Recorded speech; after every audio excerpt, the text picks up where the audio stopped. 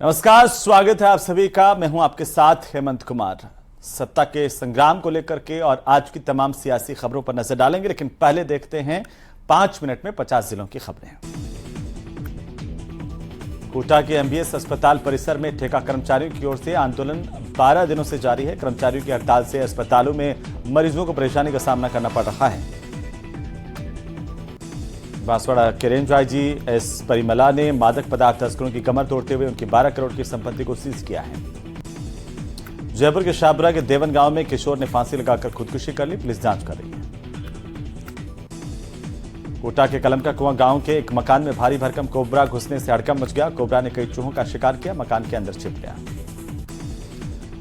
राजस्थान सरकार में उद्योग और देवस्थान मंत्री शकुंतला रावत एक दिवसीय दौरे पर बानसूर पहुंची, जहां पर बानसूर विधानसभा क्षेत्र की ग्राम पंचायत रसनाली में 4 दर्जन से अधिक विकास कार्यों का उद्घाटन किया। 12 में भारतीय किसान संघ ने किसानों की समस्याओं को लेकर कलेक्ट्रेट पर प्रदर्शन किया और जिला कलेक्टर को मुख्यमंत्री के नाम ज्ञापन सौंपा। उदयपुर जिले में आगामी दिनों में आने वाले त्योहारों और पर्वों के सफल और शांतिपूर्ण तरीके से आयोजन को लेकर शांति समिति की बैठक हुई है। पर्युषण के पर्व के दौरान प्रतापगढ़ में तप की आराधना करने वाले 22 तपस्वियों का सकल जैन श्वेतांबर मूर्ति पूजक संघ की ओर से विशाल चल समारोह यात्रा उनकी निकाली गई। सांचौर शहर के बोकड़ियावास में 2 बच्चों के साथ एक मां ने टांके में कूदकर आत्महत्या कर ली। पुलिस ने तीनों के शवों को बाहर निकलवा दिया है। जयपुर में सीपी जोशी की अध्यक्षता में कांग्रेस मैनिफेस्टो कमेटी की बैठक हुई है, जिसमें कांग्रेस के वरिष्ठ नेता गौरव वल्लभ के साथ ही अन्य नेता भी शामिल हुए। अलवर से सतीश पुनिया का कांग्रेस पर प्रहार। कांग्रेस के शासन में जनता को नहीं मिला न्याय, सीएम फेज पर बोले पुनिया का आलाकमान जिसे तय करेगा वो सीएम बनेगा। प्रतापगढ़ में पहली बार ड्रग्स तस्करी करने वाले अंतर्राज्यीय तस्करों के आर्थिक गठजोड़ को ध्वस्त करने में बड़ी कार्रवाई पुलिस की तरफ से की गई है। अलवर के लोक देवता भरतरी बाबा मेले में पूजा अर्चना के साथ ही मेले की शुरुआत हुई। टीकाराम जूली ने ध्वज पताका लेकर भरतरी धाम पहुंचकर पूजा अर्चना की। राजसमंद जिला मुख्यालय पर तुलसी साधना शिखर परिसर में जल संरक्षण को लेकर कार्यशाला का आयोजन किया गया। धौलपुर में 4 सालों से बंद पड़ी धौलपुर गैस विद्युत परियोजना की इकाई को फिर से शुरू कर दिया गया है। तो चित्तौड़गढ़ की डीएसटी टीम और गंगरार थाना पुलिस ने साथ में कार्रवाई करते हुए अवैध नशीले पदार्थों के तस्करों पर कार्रवाई की। 30 किलोमीटर तक पीछा कर तस्करों को गिरफ्तार किया है। करौली में शिव कॉलोनी समेत कई कॉलोनी में सड़क पर भरे गंदे पानी और सीवरेज पाइपलाइन अवरुद्ध होने की शिकायत लेकर जिला कलेक्ट्रेट पर प्रदर्शन किया गया। डूंगरपुर में जिला कलेक्टर की अध्यक्षता में जिला स्तरीय जनसुनवाई हुई। इस दौरान लोगों की समस्याएं जिला कलेक्टर ने सुनी। तो अजमेर में बीजेपी ने पत्रकार वार्ता करते हुए कांग्रेस सरकार पर जोरदार निशाना साधा। वासुदेव देवनानी ने कांग्रेस सरकार पर आरोप लगाए। पीसीसी सचिव हनुमंत सिंह डूंगरपुर के दौरे पर रहे। इस दौरान सर्किट हाउस में विधानसभा क्षेत्र के पदाधिकारियों कांग्रेसी नेताओं से उन्होंने मुलाकात की।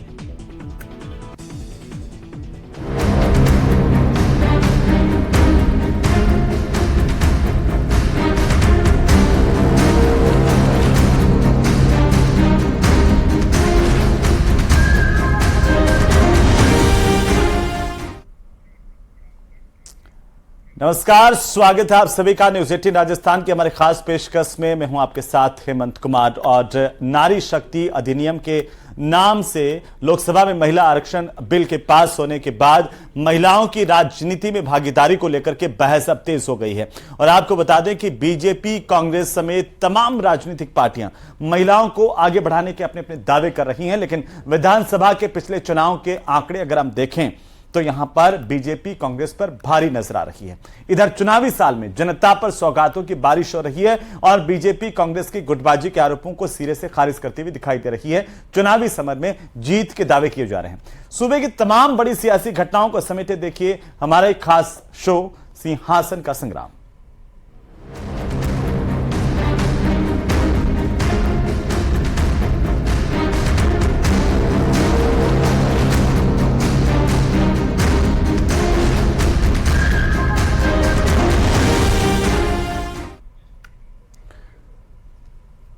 तो चलिए शुरुआत करते हैं। मोदी सरकार ने महिला आरक्षण बिल पेश कर दिया। हालांकि यह बिल बाद में लागू होगा, लेकिन राजस्थान विधानसभा के इसी चुनाव से बीजेपी की महिला नेताओं में टिकटों में प्रतिनिधित्व बढ़ने की उम्मीदें बढ़ गई हैं। और यही वजह है कि बीजेपी में टिकटों के लिए महिला नेताओं की दावेदारी भी बढ़ गई है। हमारी यह खास रिपोर्ट देखिए।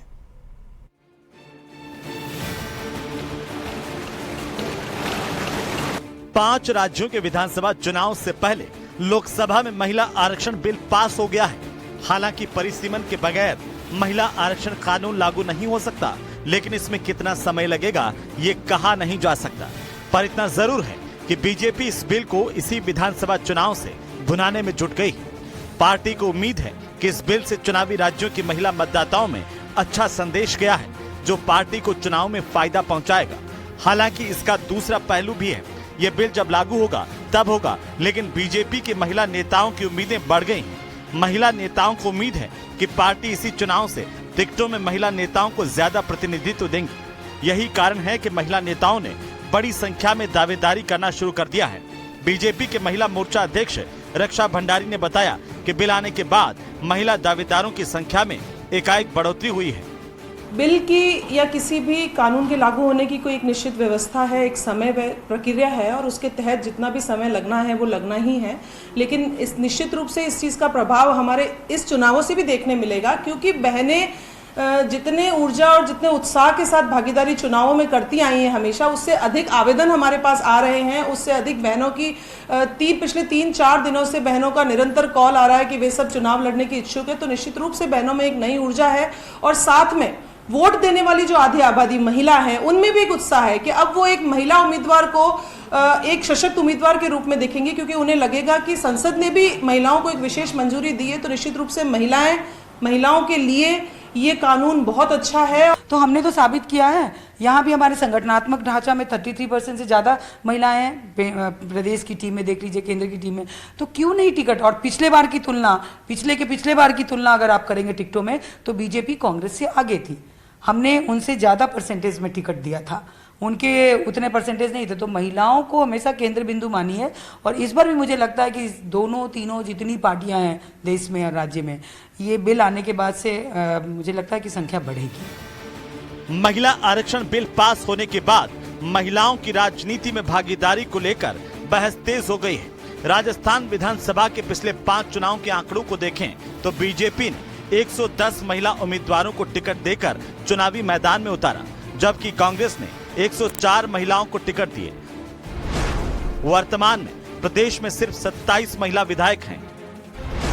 हालांकि 1952 में हुए पहले चुनाव में प्रदेश में सिर्फ 2 महिलाएं विधायक थी।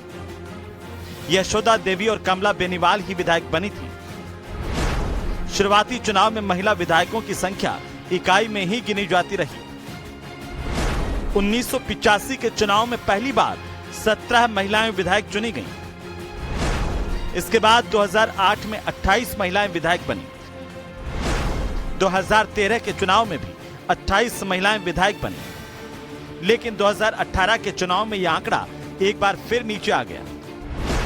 2018 के चुनावी मैदान में 189 महिलाएं उतरी, 138 की जमानत जब्त हो गईं, वहीं 27 महिलाएं चुनकर विधानसभा की दहलीज पर पहुंची। तो राजस्थान में विधानसभा की 200 सीटें हैं। पिछले 5 साल के आंकड़ों पर नजर डालें तो प्रदेश की तमाम राजनीतिक पार्टियां मिलकर भी 200 महिला उम्मीदवारों को टिकट नहीं देती हैं। 2018 में सभी पार्टियों और निर्दलीय उम्मीदवारों को मिलाकर 189 महिलाओं ने चुनाव लड़ा था। लेकिन महिला आरक्षण बिल के कानून बनने के बाद प्रदेश की सभी पार्टियों को कम से कम 66 सीटों पर महिलाओं को टिकट देने ही पड़ेंगे। महिला आरक्षण बिल के कानून बनने के बाद राजस्थान में महिला विधायकों की संख्या बढ़कर 66 हो जाएगी। इसी तरह लोकसभा की 8 सीटें महिलाओं के लिए आरक्षित हो जाएंगी। आपको बता दें कि अभी राजस्थान में 3 महिला सांसद हैं और तीनों ही बीजेपी की हैं। जाहिर है बिल के आने के बाद महिला नेताओं की उम्मीदें परवान पर हैं। महिला नेताओं को उम्मीद है कि पार्टी इस बार महिलाओं को ज्यादा टिकट देकर अवसर प्रदान करेंगे। देखना होगा बीजेपी टिकटों में कितनी महिला उम्मीदवारों को मौका प्रदान करती है।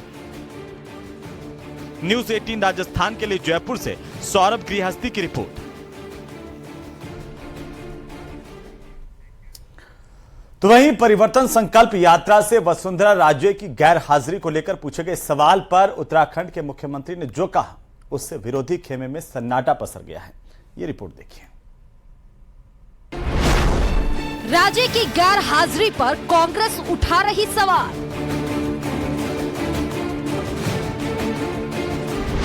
कांग्रेस के दिग्गज बता रहे अंदरूनी बवाल। अनुपस्थिति पर मुखर हुए पुष्कर सिंह धामी।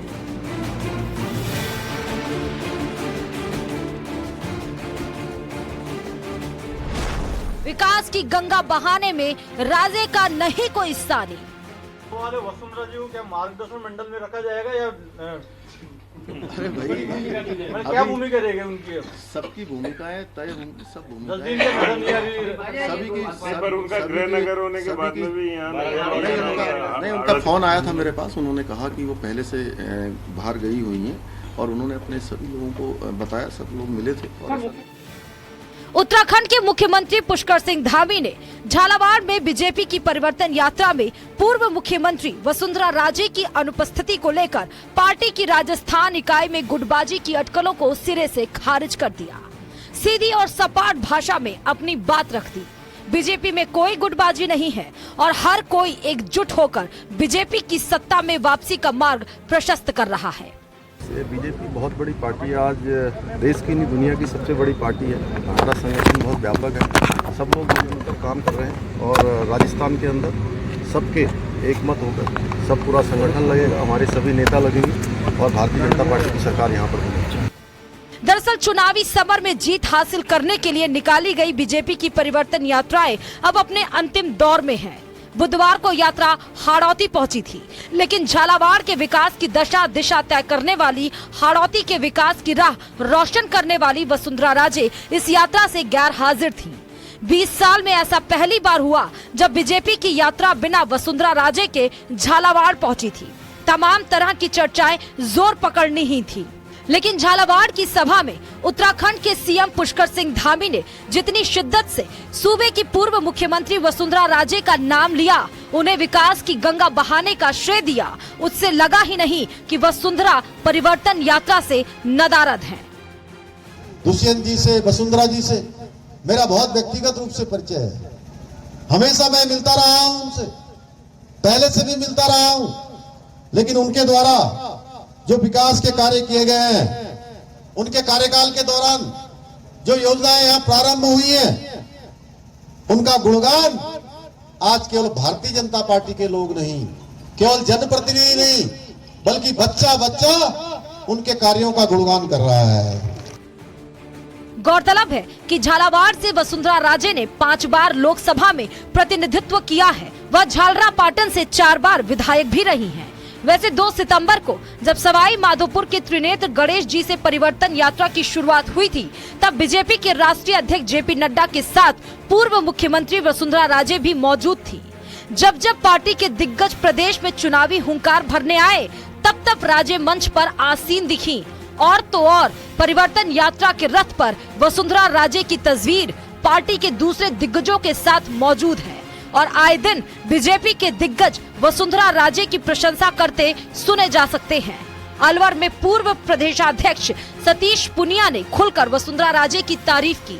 उन्होंने तो यहाँ तक कह दिया कि 2003 और 2023 की परिवर्तन यात्रा में बड़ा अंतर यह है कि उस समय वसुंधरा राजे का ग्लैमर और आकर्षण था। देखिए, जब लीडर होता है तो उसका एक आकर्षण होता है। वसुंधरा जी उस समय पार्टी में प्रोजेक्ट होके आई, प्रदेश की अध्यक्ष थी, स्वाभाविक तौर पर उनका ग्लैमर भी था और इसके कारण जब लीडर लीड करता है तो उसका एक असर होता है। लेकिन इसकी कोई सेट फिनोमेना नहीं है, ये पार्टी डिजाइन करती है, पार्लियामेंट्री बोर्ड डिजाइन करता है। बीजेपी में राजे की सशक्त मौजूदगी के बावजूद प्रचारित यही किया जा रहा है कि राजे ने परिवर्तन यात्रा से सम्मानजनक दूरी बना रखी है। रोज बीजेपी के नेता बदल बदल कर आ रहे हैं। राजस्थान के जो बीजेपी के स्थापित नेता है उनको साइडलाइन करके और बाहर के नेताओं के दम पर बीजेपी चुनाव जीतना चाहती है। बीजेपी कहीं फाइट में भी नहीं आएगी। 156 का नारा सक्सेस होगा, बहुत बड़े अंतर से कांग्रेस जीतेगी।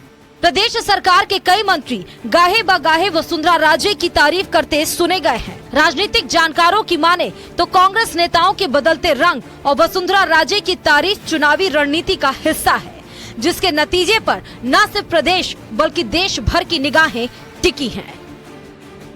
Bureau report, news 18 Rajasthan.